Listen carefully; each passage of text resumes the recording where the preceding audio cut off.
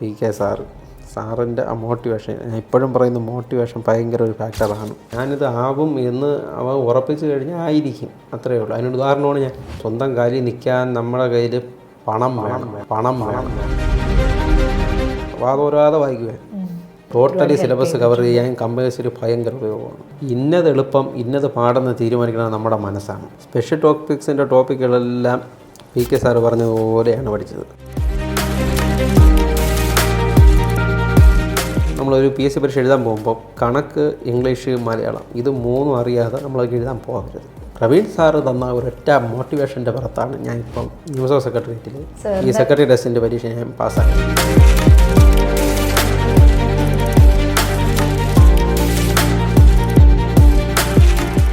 PSC coaching രംഗത്ത് പുതിയ ചരിത്രം സൃഷ്ടിച്ചുകൊണ്ട് മുന്നേറുന്ന PK ലേണിംഗ്സിൻ്റെ സക്സസ് സ്റ്റോറിയിലേക്ക് എല്ലാവർക്കും സ്വാഗതം. ഇന്ന് നമ്മുടെ കൂടെയുള്ളത് കഴിഞ്ഞ സെക്രട്ടേറിയറ്റ് അസിസ്റ്റന്റ് എക്സാം 304 റാങ്ക് നേടിയ അശ്വിനാണ്. സ്വാഗതം അശ്വിൻ. നമസ്കാരം. സെക്രട്ടേറിയറ്റ് അസിസ്റ്റന്റിന്റെ വിശേഷങ്ങളിലേക്ക് കടക്കുന്നതിന് മുമ്പ് നമ്മുടെ ഉദ്യോഗാർത്ഥികൾക്ക് വേണ്ടി ഒന്ന് പേഴ്സണലി ഇൻട്രൊഡ്യൂസ് ചെയ്യാമോ? നമസ്കാരം, എൻ്റെ പേര് അശ്വിൻ AP. ഞാൻ തിരുവനന്തപുരം കേരള നിയമസഭാ സെക്രട്ടേറിയറ്റിൽ അസിസ്റ്റൻ്റായിട്ട് ജോലി ചെയ്യുന്നു. എൻ്റെ സ്വദേശം കിളിമാനടുത്തുള്ള പുളിമാത്താണ്. അച്ഛൻ, അമ്മ, അനിയൻ, അമ്മൂമ്മ എന്നിവരടങ്ങുന്ന ഒരു കൊച്ചു കുടുംബമാണ് എനിക്കുള്ളത്. അച്ഛൻ റിട്ടയർഡ് ഒരു പോലീസ് ഉദ്യോഗസ്ഥനായിരുന്നു. അനുജൻ LGS തിരുവനന്തപുരത്തിൻ്റെ റാങ്ക് ലിസ്റ്റിൽ 538ാമത്തെ റാങ്കുണ്ട്. ഞാൻ പഠിച്ചത് ഗവൺമെൻറ് ഹയർ സെക്കൻഡറി സ്കൂളിലാണ്. തുടർന്ന് ഇംഗ്ലീഷിലെ ബിരുദം എടുത്തു. തിരുവനന്തപുരം മഹാത്മാഗാന്ധി കോളേജിൽ നിന്നാണ് ഞാൻ ഇംഗ്ലീഷിലെ ഡിഗ്രി പാസ്സായത്. PSC മേഖലകളിലേക്ക് കടന്നു വരാൻ എന്തെങ്കിലും മോട്ടിവേഷൻ ഫാക്ടേഴ്സ് ഉണ്ടായിരുന്നോ?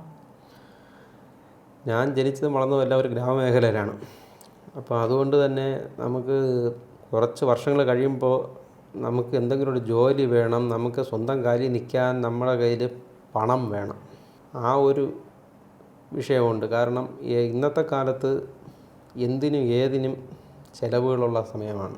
അതുകൊണ്ട് തന്നെ നമുക്ക് ഗ്യാരണ്ടി ഉള്ള ഒരു വരുമാന സ്രോതസ്സ് നമുക്ക് അത്യാവശ്യമാണ്.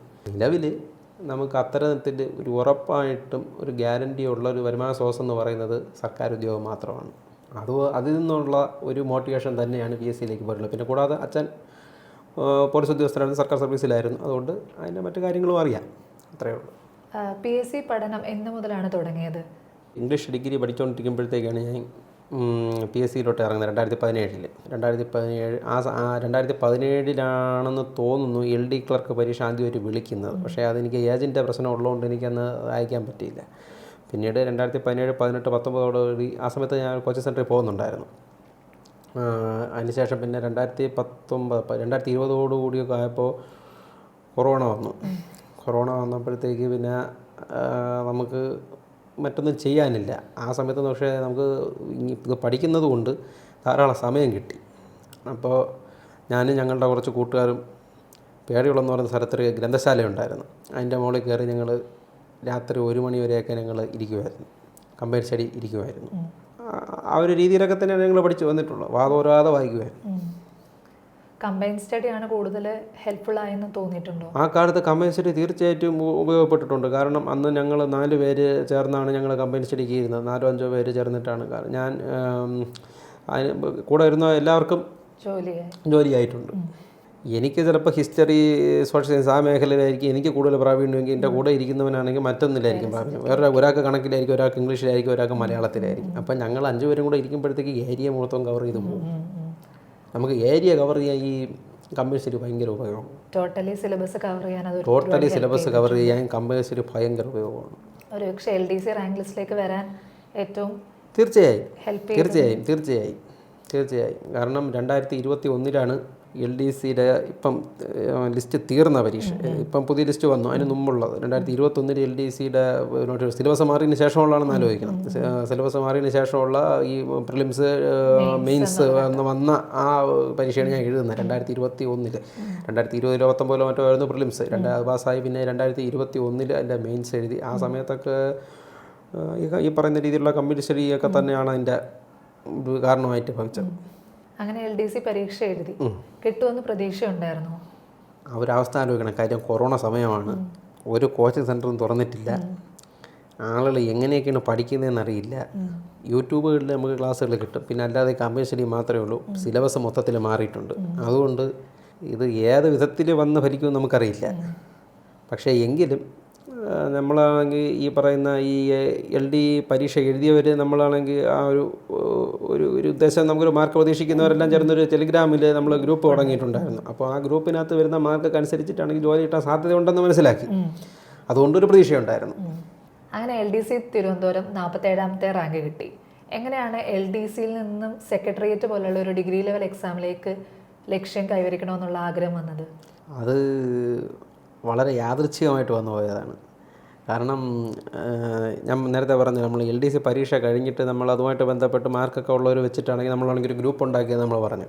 അപ്പോൾ അതിനകത്താണ് നമ്മുടെ പ്രവീൺ കിളിമാനൂർ സാറ്, ഇപ്പോഴത്തെ PK ലേണിങ്സിൻ്റെ സാറ് അതിനകത്ത് വന്നിരുന്നു. അപ്പോഴത്തേക്ക് ഇതുപോലെ ഞാനാണെങ്കിൽ അപ്പോൾ സാറിന് അങ്ങനെ അതുവഴി പരിചയപ്പെട്ടു. അപ്പോൾ സാറ് എനിക്ക് ഈ ഒരു പരീക്ഷ നിനക്ക് 65 മാർക്ക് മേടിക്കാൻ പറ്റി, അങ്ങനെയാണ് നിനക്ക് സെക്രട്ടറി അസിസ്റ്റൻറ്റ് പഠിച്ചുകൂടെ എന്നോട് ചോദിച്ചു. ഞാൻ പറഞ്ഞു സാറേ അത് നമുക്കൊക്കെ അത് പറഞ്ഞിട്ടുള്ളൊരു പണിയാണോ എന്ന് ചോദിച്ചു. കാരണം അത്രയും വലിയ സ്വപ്നം കാണാൻ നമുക്ക് അറിഞ്ഞുകൂടായിരുന്നു, അതാണ് കാര്യം. അത്രയും വലിയ അങ്ങനെയുള്ള ആ ഒരു സ്വപ്നം നമുക്കങ്ങനെ കാണാൻ നമ്മളാരും പഠിപ്പിച്ചിട്ടില്ല എന്നുള്ളതാണ് സത്യം. നമ്മൾ LDN എന്തോ വലിയ സംഭവമാണ്, നമ്മൾ വലിയ സംഭവം ഒരു ജോലിയും കുറച്ച് കാണുകയല്ല, എല്ലാ ജോലിക്കും എൻ്റെ വിലയുണ്ട്. പക്ഷേ എന്തോ കിട്ടാക്കനിയാണ് സെക്രട്ടറി ടെസ്റ്റിൻ്റെ എന്നുള്ള ഒരു രീതി ഉണ്ടായിരുന്നു, ആ കാലത്ത് അത് ഉണ്ടായിരുന്നു. പ്രവീൺ സാറ് തന്ന ഒരൊറ്റ മോട്ടിവേഷൻ്റെ പുറത്താണ് ഞാനിപ്പം നിയമസഭാ സെക്രട്ടേറിയറ്റിൽ ഈ സെക്രട്ടറി ടെസ്റ്റിൻ്റെ പരീക്ഷ ഞാൻ പാസ്സായത്, 304 റാങ്കോടുകൂടി പാസ്സായത്. സാറിൻ്റെ മോട്ടിവേഷനെ പറ്റി പറഞ്ഞു. അപ്പോൾ നമ്മുടെ ഉദ്യോഗാർത്ഥികൾക്കും അത് എന്താണെന്നൊന്ന് അറിയാൻ ആഗ്രഹം കാണും. മോട്ടിവേഷൻ ഇല്ലാതെ നമുക്ക് ഒരു ജോലിയും ചെയ്യാൻ പറ്റില്ല. ഒന്നുകിൽ തന്നെ മോട്ടിവേറ്റ് ആവണം, അല്ലെങ്കിൽ ആരെങ്കിലും കണ്ട് മോട്ടിവേറ്റ് ആവണം, അല്ലെങ്കിൽ എന്തെങ്കിലും സംഭവത്തിൻ്റെ അടിസ്ഥാനത്തിൽ മോട്ടിവേറ്റ് ആവണം. 2022 സെക്രട്ടറി ടെസ്റ്റിൻ്റെ മെയിൻ പരീക്ഷ. എൻ്റെ പ്രിലിംസ് ഞാൻ എഴുതി ജസ്റ്റ് എൻ്റെ ഓർമ്മ ശരിയാണെങ്കിൽ 48 45 മാർക്കായിരുന്നു പ്രിലിംസിൻ്റെ കട്ട് ഓഫ്. ജസ്റ്റ് ഞാൻ പാസ്സായതേ ഉള്ളൂ, കാരണം LD ഒക്കെ പഠിച്ചതിൻ്റെ ഒരു രീതി വെച്ച് പോയി എഴുതിയതാണ്. അപ്പോൾ ഈ 2021 LD പരീക്ഷ കഴിഞ്ഞാണ് ഞാൻ PK സാറിനെ പരിചയപ്പെടുന്നത്. അന്ന് PK സാറ് പറഞ്ഞ് അത് നിന്നെക്കൊണ്ട് സാധിക്കും എന്നുള്ള ഒരൊറ്റ ഉറപ്പിന്മേൽ പഠിച്ചു തുടങ്ങിയത്. പ്രിൻസ് സാർ തന്നെ അതിന് ആവശ്യമുള്ള പുസ്തകങ്ങൾ, ലക്ഷ്മികാന്തിൻ്റെ ഇന്ത്യൻ പൊളിറ്റി, ഗവേണൻസ്, പിന്നെ അതുപോലെ തന്നെ രമേഷ് സിംഗിൻ്റെ എക്കണോമിക്സ്, പിന്നെ +1 +2 ഈ 2 സിലബസിലെ ബയോളജി, എക്കണോമിക്സ്, പൊളിറ്റിക്കൽ സയൻസ്, ഈ 3 ബുക്കുകൾ അങ്ങ് വാങ്ങിച്ചങ്ങ് വെച്ചു. ഇത് വെച്ചിട്ടുള്ള പഠനമാണ് പിന്നെ നടത്തിയത്. പിന്നെ നമുക്ക് വേണ്ടിയിട്ട് പ്രവീൺ സാറ് രാവിലെ 5 മണിക്ക് പ്രത്യേകം class, Indian polity, constitution and കോൺസ്റ്റിറ്റ്യൂഷനെ സംബന്ധിച്ച ബോഡീസ്, അത് സംബന്ധിച്ചിട്ടുള്ള ക്ലാസ്സുകൾ എല്ലാ ദിവസവും ഞങ്ങൾക്ക് രാവിലെ ഓരോ മണിക്കൂർ 5 മണിക്ക് തുടങ്ങി 6 മണി 6:30 തീരുന്ന രീതിയിൽ ക്ലാസ് എടുക്കും. അതൊക്കെ വളരെ വലിയ ഉപയോഗങ്ങളായിരുന്നു. അതായത് അതിന് പുറമെ അതിൻ്റെ നോട്ടുകളും പക്കയായിരുന്നു. അതൊക്കെ വെച്ച് തന്നെയാണ് പഠിച്ചത്. ആ ഒരൊറ്റ സാറിൻ്റെ ക്ലാസ്സുകളും അതിലുപരി സാറിൻ്റെ മോട്ടിവേഷൻ എന്ന് പറയുന്ന ഇല്ലെങ്കിൽ ഞാൻ ഇപ്പോഴും കോടതിയിൽ LD ആയിട്ട് തന്നെ ഇരിക്കും. കുറച്ച് കാണുകയല്ല. PK സാറ് നടത്തുന്ന രാവിലത്തെ 5 മണിയുടെ ക്ലാസ് എല്ലാ ദിവസവും അറ്റൻഡ് ചെയ്യാറുണ്ടായിരുന്നോ? എല്ലാ ദിവസവും അറ്റൻഡ് ചെയ്യാൻ പറ്റും. കാരണം എനിക്ക് ആ സമയത്ത് ഫയർഫോഴ്സിൻ്റെ പോലീസിൻ്റെയൊക്കെ ഫിസിക്കലും ഒക്കെ ഉള്ള സമയമായിരുന്നു. അതുകൊണ്ട് ഞാൻ രാവിലെ ഓടാനും ഒക്കെ ചില ദിവസങ്ങളിൽ എക്സസൈസിനൊക്കെ പോകുന്ന അവസരങ്ങളിലാണെങ്കിൽ ലൈവിൽ കയറാൻ പറ്റത്തില്ലെങ്കിലും വന്നിട്ട് റെക്കോർഡ് കേൾക്കും. പഠിക്കുന്ന കാലയളവിൽ ഏറ്റവും എളുപ്പമായി തോന്നിയ സബ്ജക്റ്റ് ഏതായിരുന്നു? ഇന്നത് എളുപ്പം ഇന്നത് പാടെന്ന് തീരുമാനിക്കുന്നത് നമ്മുടെ മനസ്സാണ്. എനിക്ക് കുറച്ചും കൂടി ഇഷ്ടം പാടിഞ്ഞ പഠിക്കാനാണ്. കാരണം എന്താണെന്ന് അറിയാമോ? എളുപ്പത്തിന് പഠിക്കാൻ എല്ലാവർക്കും പറ്റും, പാട് പഠിക്കാനാണ് പാട്. അതുകൊണ്ടാണ് അതിനെ പാടെന്ന് വിളിക്കുന്നത്. അതാണ് കുറച്ചും കൂടെ, എല്ലാത്തിനും ഒരുപോലെയാണ്, അത്രയേ ഉള്ളൂ. എല്ലാം ഒരുപോലെ. മാനസികമായി നമ്മൾ കൊടുക്കുന്നതാണ് ഇന്ന സബ്ജക്റ്റ് പാട്, ഇന്ന സബ്ജക്റ്റ്, അത്രയേ ഉള്ളൂ. മാനസികമായിട്ട് നമ്മൾ കൊടുക്കുന്നതാണ് ഇന്ന സബ്ജക്റ്റ് പാട്. പിന്നെ ചിലർക്ക് എല്ലാവർക്കും എല്ലാ സബ്ജക്റ്റും ഒരുപോലെ ആവണമെന്നില്ല. പലരുടെ മനസ്സ് പല രീതി, അത്രയേ ഉള്ളൂ. അപ്പോൾ നമ്മുടെ എന്താണോ സ്ട്രെങ്ത് എന്ന് വെച്ച് അതനുസരിച്ച് പഠിക്കുക. സ്ട്രെങ്ത് മാത്രമല്ല, നമ്മുടെ ഹാർഡ് വർക്കാണ്. ഇന്ന ലക്ഷ്യം നേടണമെന്ന് പറഞ്ഞു. പ്രത്യേകിച്ച് PSC പരീക്ഷ ഇന്ന ലക്ഷ്യം നേടാൻ മാത്രമേ വ്യക്തമായ സിലബസ് ഉണ്ട്. ഇപ്പോൾ എൻ്റെ ഒരു അനുഭവം വെച്ച് പറയുകയാണെങ്കിൽ LDയെക്കാട്ടും കുറച്ചും കൂടെ കേട്ടാൽ എളുപ്പമാണ് സെക്രട്ടറി ടെസ്റ്റ്. കാരണം എന്ന് പറയുമ്പോഴത്തേക്ക് LD എന്ന് പറയുമ്പോൾ വാസ്റ്റ് സിലബസാണ്, എവിടെ നിന്ന് വേണോ ചോദിക്കാം. പക്ഷേ സെക്രട്ടറി ടെസ്റ്റിൻ്റെ അതല്ല. സെക്രട്ടറി ടെസ്റ്റ് വ്യക്തമായ സിലബസ് ഉണ്ട്. അത് ഡീപ്പായിട്ട് നിങ്ങൾ അത്രയ്ക്ക് പഠിച്ചു പോകുന്നു, അതനുസരിച്ചായിരിക്കും നിങ്ങളുടെ റിസൾട്ട് ഇരിക്കുക. മറ്റേ LD എന്ന് പറയുമ്പോൾ എവിടെ നിന്ന് വേണോ ചോദിക്കാം. മറ്റേതങ്ങനെ ഇത് കറക്റ്റായിട്ട് ഡിസ്ക്രൈബ് ചെയ്ത് പറഞ്ഞിട്ടുണ്ട്, ഇന്ന കാര്യങ്ങളാണ്. അതിനകത്ത് മാത്രം ചോദിച്ചാൽ മതി. 2022 സെക്രട്ടേറിയറ്റ് അസിസ്റ്റൻറ്റ് എക്സാം എഴുതുന്നത്. അപ്പോൾ അതേ കാലഘട്ടത്തിലാണ് PSCയുടെ തന്നെ പരീക്ഷകളിൽ ഒരു പാറ്റേൺ ചേഞ്ച് ഉണ്ടായത്. അപ്പോൾ അത് പ്രിപ്പറേഷനെ അഫക്റ്റ് ചെയ്തായിരുന്നോ? പാറ്റേൺ ചേഞ്ച് ഉണ്ടായത് സെക്രട്ടേറിയറ്റിൻ്റെ പരീക്ഷയ്ക്ക് മാത്രമല്ല, എല്ലാ പരീക്ഷയ്ക്കും പാറ്റേൺ ചേഞ്ച് ഉണ്ടായി. ഞാൻ ആദ്യം എഴുതി LDക്ക് പാറ്റേൺ ചെയ്ത്, അത് പ്രിലിംസ് മെയിൻസ് ആ രീതിയിലോട്ട്. മെയിൻസിൻ്റെ പരീക്ഷ ഉണ്ടപ്പോഴത്തെ ശരിക്കും പറഞ്ഞാൽ നമ്മൾ അന്തം വിട്ടുപോയി. അതിന് മുമ്പുള്ള പരീക്ഷ നമ്മൾ ഇങ്ങനത്തെ ചോദ്യങ്ങൾ കണ്ടിട്ടില്ല, സ്റ്റേറ്റ്മെൻറ്റ് ചോദ്യങ്ങൾ നമ്മൾ കണ്ടിട്ടില്ല. ഈ പറയുന്ന സെക്രട്ടേറിയറ്റിൻ്റെ ആണെങ്കിൽ എനിക്ക് എൻ്റെ ഓർമ്മ ശരിയെങ്കിൽ എനിക്ക് 48.33 മാർക്കായിരുന്നു, കട്ട് ഓഫ് 43.33 ആയിരുന്നു. അപ്പം നമുക്കൊരു ചോദ്യം കാണും. ഞാൻ 2017 തുടങ്ങിയതാണ്, 2022 പരീക്ഷ, ഏകദേശം 5 കൊല്ലം കൊണ്ട് ഞാൻ എൻ്റെ ഫീൽഡിലുണ്ട്.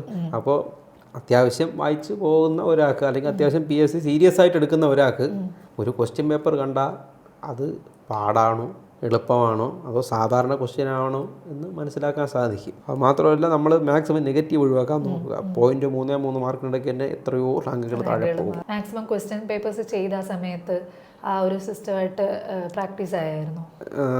ഞാൻ ഇതിനു മുമ്പ് പഠിക്കാൻ പോയിരുന്ന സ്ഥാപനത്തിൽ ഞാൻ ക്വസ്റ്റ്യൻ പേപ്പർ അവിടെ അതുമായിട്ട് ബന്ധപ്പെട്ട് ധാരാളം എക്സാമുകൾ ചെയ്തിരുന്നു. അതിന് ശേഷമല്ല, ഞാൻ വീട്ടിലങ്ങനെ ഞാൻ അധികം ചെയ്തിട്ടില്ല, വീട്ടിലധികം അങ്ങനെ ചെയ്തിട്ടില്ല. അപ്പോൾ പഠിച്ച ഇത് വെച്ചിട്ടുള്ള കാര്യങ്ങളാണ്. കാരണം ഇങ്ങനെയുള്ള സ്റ്റേറ്റ്മെൻറ്റ് ക്വസ്റ്റ്യൻ ഒരിക്കലും റിപ്പീറ്റ് വരില്ലല്ലോ. അതായത് ഇപ്പോൾ എല്ലാവർക്കും ഞാൻ ഇനി പറയാൻ പോകുന്നവർക്ക് എല്ലാവർക്കും ചിലപ്പം ബാധകമാവണമെന്നില്ല.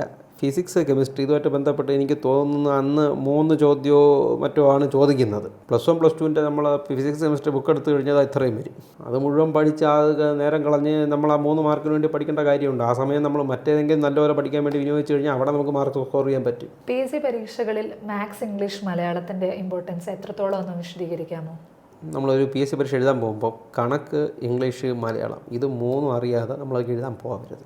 അന്ന് PK സാറ് നമ്മളോട് പറഞ്ഞത് English vocabulary, English antonym, synonym അത് പഠിക്കാൻ ഏറ്റവും നല്ലത് നീതു സിംഗിൻ്റെ ഒരു ബുക്കുണ്ടായിരുന്നു. അപ്പോൾ അത് കിട്ടിയില്ല. പിന്നെ ഞങ്ങളത് PDF വെച്ച് ആണ് അഡ്ജസ്റ്റ് ചെയ്ത്. അതുകൊണ്ട് ഇംഗ്ലീഷ് പഠിക്കാനാണ് ഈ മലയാളം, ഇംഗ്ലീഷ്, മാത്സ്, ഇതിനകത്ത് ഇംഗ്ലീഷ് പഠിക്കാനാണ് ഒരു ഇച്ചിരിയെങ്കിലും ബുദ്ധിമുട്ട്. കാരണം എന്ത് വൊക്കാബുലറി, ബാക്കി ഗ്രാമർ റൂൾസ് പഠിച്ചു കഴിഞ്ഞാൽ നമുക്കത് കിട്ടും. പക്ഷേ ഈ പറയും പോലെ വൊക്കാബുലറി അത് നമ്മൾ മാക്സിമം കവർ ചെയ്ത് പോവാതെ ബുദ്ധിമുട്ടാണ്. സെക്രട്ടേറിയറ്റ് അസിസ്റ്റന്റ് മെയിൻസിൽ നമുക്ക് കുറച്ച് സ്പെഷ്യൽ ടോപ്പിക്കുകൾ പഠിക്കാനുണ്ടായിരുന്നു. അപ്പോൾ ആ ടോപ്പിക്സൊക്കെ എങ്ങനെയാണ് പഠിച്ചത്? സ്പെഷ്യൽ ടോപ്പിക്കുകളെല്ലാം PK സാറ് പറഞ്ഞതുപോലെയാണ് പഠിച്ചത്. സ്പെഷ്യൽ അതായത് സാറ് അതിനകത്തൊരു അഡ്മിനിസ്ട്രേഷനുമായിട്ട് ബന്ധപ്പെട്ട അഡ്മിനിസ്ട്രേറ്റീവ് ലാ എന്നുണ്ടായിരുന്നു. അതിൻ്റെ ബുക്ക് സാറ് തന്നു, അത് വെച്ചിട്ട് തന്നെയാണ് പഠിച്ചത്. പിന്നെ അതുപോലെ കേരള ഗവേണൻസുമായിട്ട് ബന്ധപ്പെട്ട കേരള ഗവൺമെൻറ്റിൻ്റെ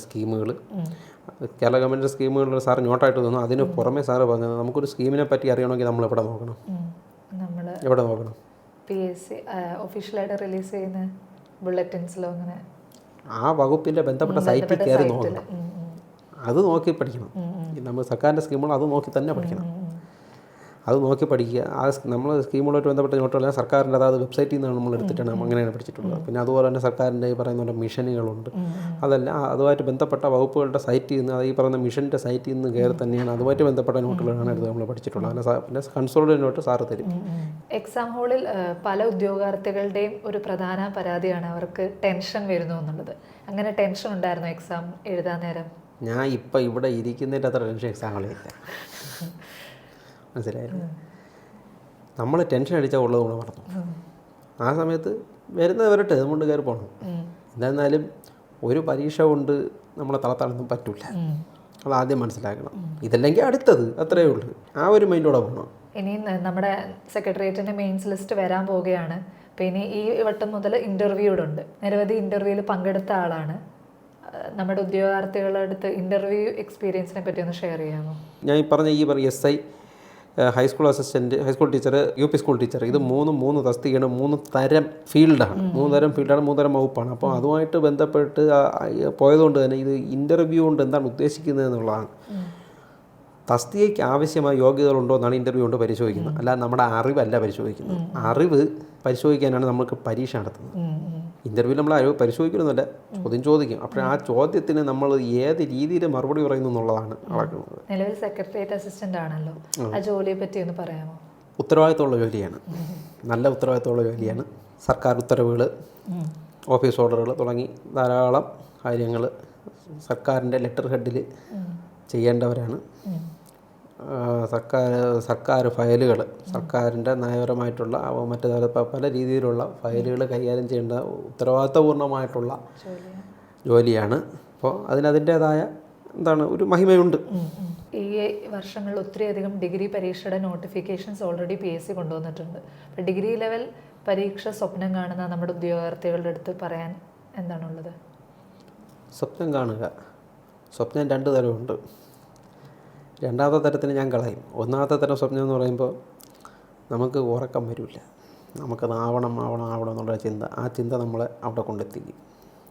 ആ രീതിയിലുള്ള സ്വപ്നം കാണുക. ഞാൻ ഇന്ന ഡിഗ്രി ലെവലിൽ ഇന്നതാവുമെന്ന് ഞാൻ തീരുമാനിച്ചിട്ടുണ്ടെങ്കിൽ നടത്താനുള്ള കപ്പാസിറ്റി ആളുകൾക്കുണ്ട്. അങ്ങനെയുള്ളവർക്ക് അങ്ങനെ ചിന്തിക്കാൻ പറ്റും. ഞാൻ തന്നെ ഒരു സർക്കാർ സ്കൂളിൽ പഠിച്ചിട്ടാണ് ഞാൻ ഇവിടം വരെ വന്നത്. അപ്പോൾ പിന്നെ അതിനെക്കാട്ടി എത്രയോ സൗകര്യങ്ങളുള്ളവർ കാണും. അല്ലാതെ ഉള്ളവർക്കും ഏത് രീതിയിൽ നമ്മുടെ ജീവിത സാഹചര്യമല്ല നമ്മുടെ മൈൻഡാണ് നമ്മളെ തീരുമാനിക്കുന്നത് നമ്മളെവിടം വരെ പോകുന്നുള്ളത്. നിലവിൽ സെക്രട്ടേറിയറ്റ് അസിസ്റ്റൻ്റായി നിയമസഭയിൽ വർക്ക് ചെയ്യുകയാണല്ലോ.